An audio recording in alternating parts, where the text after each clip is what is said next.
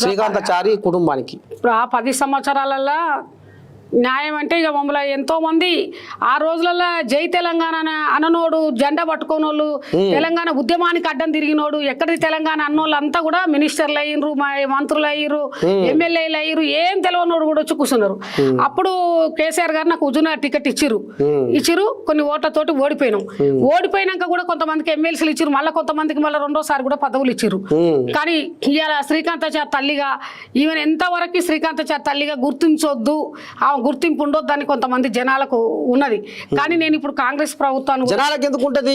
శ్రీకాంతాచారి రాష్ట్రం కోసం, తెలంగాణ రాష్ట్రం కోసం ప్రాణాన్ని త్యాగం చేసిన ఆ శ్రీకాంతాచారి తల్లికి న్యాయం జరగాలని కోరుకుంటారు జనాలు కోరుకుంటారు. నాయకులు కొంతమంది ఎందుకో ఆ నాయకులు ఎందుకో ఆమెకి ఇంకా 11సారి ఇచ్చినాం కదా అన్నట్టుగా అట్లా టీఆర్ఎస్ పార్టీలో 10 సంవత్సరాలు కూడా మరి నా కొడుకు చనిపోయిండు తెలంగాణ రాష్ట్రం కోసం, ఆ రాష్ట్రం ఏర్పడ్డది కాబట్టి అన్ననే పనిచేయాలన్నట్టుగా వాళ్ళతో పాటే కొనసాగిన 14 ఏళ్ళు వాళ్ళతో పాటే ప్రయాణం చేసిన